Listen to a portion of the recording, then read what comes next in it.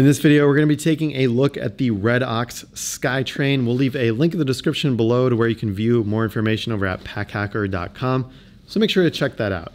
So getting right into it here, the SkyTrain, you've got this kind of rectangular shape here, which is great for travel. It's easy to pack it into this size of a bag and just really have it space optimized. So taking a look here, you know, there's a couple interesting things going on here. So first of all, like most Redox bags, you get this little ID card here that you can hang on from the outside. And then if we take a look, just starting with the exterior, there are a couple ways to carry this thing. So you can use the backpack straps, which have been included here. And these have these really intense metal buckles on the sides. And I feel like this is very Redox. It's just like, boom, like metal hardware. It's a little bit heavier, but who cares? They're kind of going for that, you know, heritage vibe. And then again, similar to here, metal hardware on this. We just we're testing the C-Ruck, and it has a very similar thing here. So, I mean, just look at that. It looks like you can tenderize meat with that kind of spikes here. So that's there. If you just want to quickly take off your pack, pull on this little paracord and loosen it right up. Now, one thing I really dislike about this harness system is that this sternum strap is just kind of hanging around. So there isn't really any MOLLE to attach it to.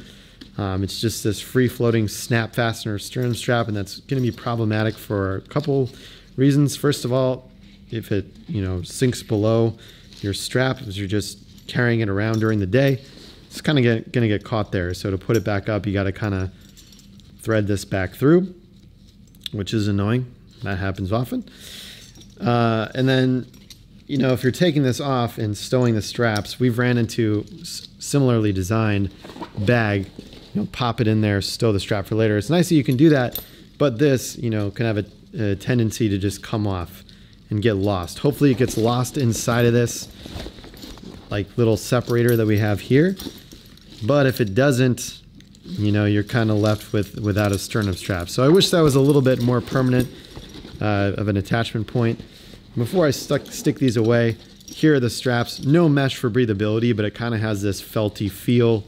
Again, a very classic feeling bag, and Redox, I think, does a great job with that look and feel of, you know, durability and heritage vibes going on. So tuck that away. Big teethy YKK zipper here to close this up. Pretty confident in that. You know, double zipper, so I guess, you know, not necessarily needed for this, but you can access it from any side. And then these can also just tuck away if you have it in messenger mode. See, this actually just already fell off, so I didn't even notice it was there. But you guys probably did while you're watching this. Okay, so I'm just gonna stick this back on. I'm gonna make you watch me do this so that you understand that it could happen to you too if you end up grabbing this bag. All right, so putting it back in there, and let's just stow this away. I always like when bag manufacturers kind of include this. And then looks like this goes into that zippered compartment here. So you can see that I'm pulling the strap out. Don't necessarily want to use that as a pocket just because there are two holes at the bottom.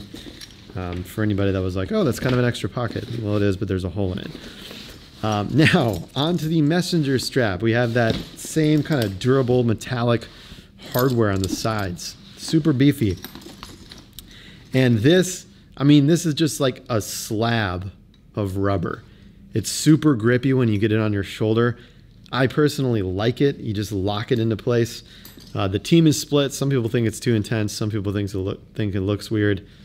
You know, if you're going for this vibe and style of a bag, it's definitely durable. It's definitely gonna, you know, just stick on your shoulder. At least that's the experience I've had with it. You know, it's decently wide. It's not too wide, so you are gonna have to be doing some adjustment on these metal adjusters here just to get that line up with your shoulder right, depending on if you want to wear it cross body or over one shoulder. You know, this thing doesn't really slide. So you can't just simply slide this. You got to readjust the sides to get that on your shoulder. Now onto the side handles here. This is really interesting. And when I was talking with the team, it sort of looks like they just went to the hardware store and like cut off some like piping and just stuck it on there. I don't know, it kind of looked like a piece of packaging when we first got it. So don't really love the look here, but definitely does the job. You have some folded over nylon webbing, and then this little handle to grasp onto and grab when you're carrying the bag around. So your mileage may vary if you like that or a lot. Most people on the team do not like the look of that after speaking with everyone. Yeah, and then the rest, you know, pretty streamlined bag. I mean, if we're gonna get into the interior here, let's kick it off with the front pocket. That opens up, and then just bam, red interior. Like, love that because you can see what's going on the inside. Really appreciate that. Not a ton of organization in here, just basically a pocket. You want to stuff a jacket in there, like a couple small pouches. It'll do the trick. Opening this up, full zippered compartment. Opens up on that side and then pretty fully on this side too. So that opens up clamshell style like a backpack. You can really get access to everything on the inside here. Not a ton of depth. But you know, you still can open it if you want to put like packing cubes or things of that nature, or small pouches that could go here. You also have this integrated pocket. Again, double YKK zippers. They're like, you know, are we going to use a smaller zipper on the interior? No, we're not. We're going to stick with this huge one just to reinforce the durability here. So, you know, I don't know what you could ever put inside here that would stress that zipper, but it's totally ready to go. Yeah, no liner here, but nice little pocket just to place additional items. And then let's open up the main compartment.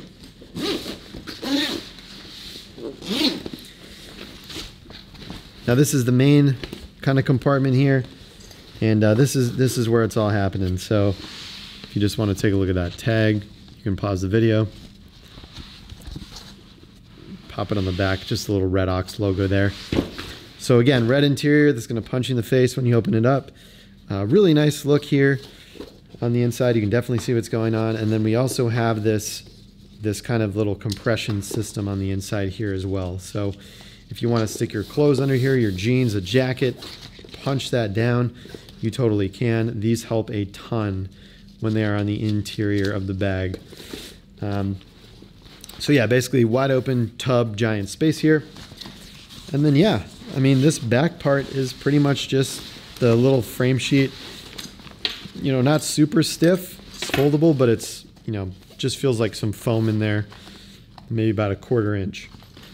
So, yep, there you have it. That was our quick look at the Red Ox Skytrain. Make sure to head over to packhacker.com for more information. And thanks for keeping it here at Packhacker, your guide to smarter travel. We'll see you in the next video.